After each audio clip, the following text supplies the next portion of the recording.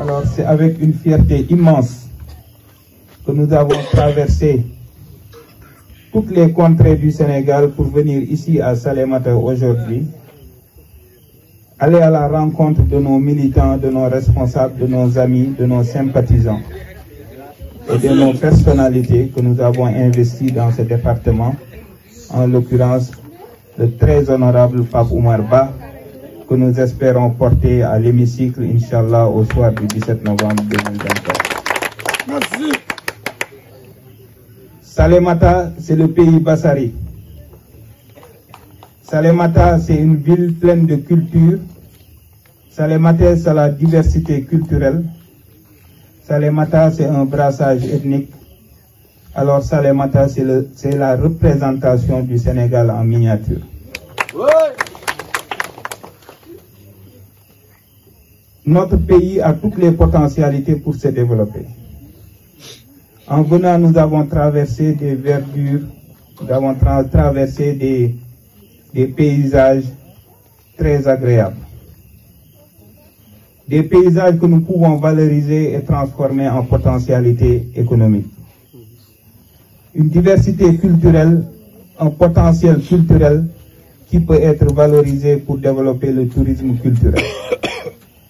Qui dit tourisme culturel dit également développement économique, dit croissance économique.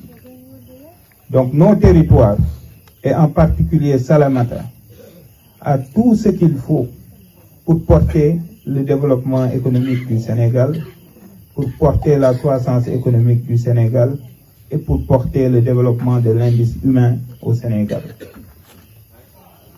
C'est pour toutes ces raisons que nous comptons, Inch'Allah Rabbi, une fois à l'hémicycle avec l'honorable député Pape Oumar Ba,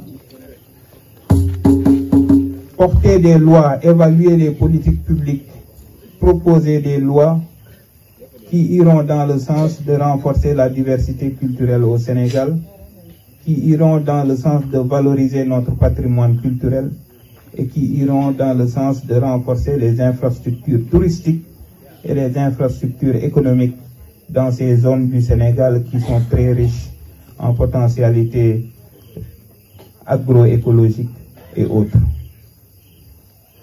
Ici à Salémata, nous prenons également l'engagement de faire tout ce qu'il faut pour soutenir les femmes, pour soutenir cette jeunesse désœuvrée à la recherche d'opportunités, pour soutenir cette jeunesse formée ou non formée qui est à la maison à la recherche de ces opportunités pour pouvoir soutenir leur famille et soutenir leurs parents.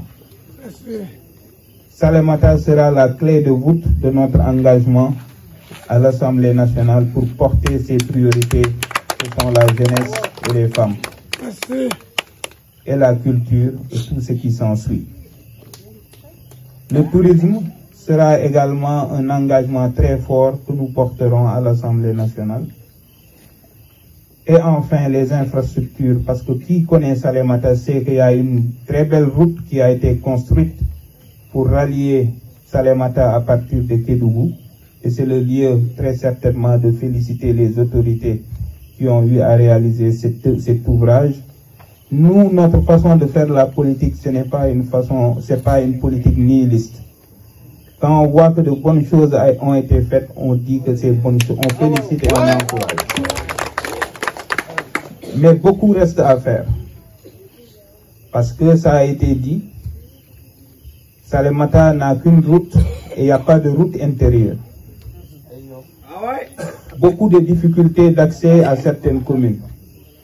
Donc c'est le lieu de demander aux nouvelles autorités et le lieu de marteler l'importance et l'urgence de doter Salémata de toutes ces infrastructures routières et des infrastructures de manière générale pour apaiser et faciliter les conditions de vie des populations ici à Salémata.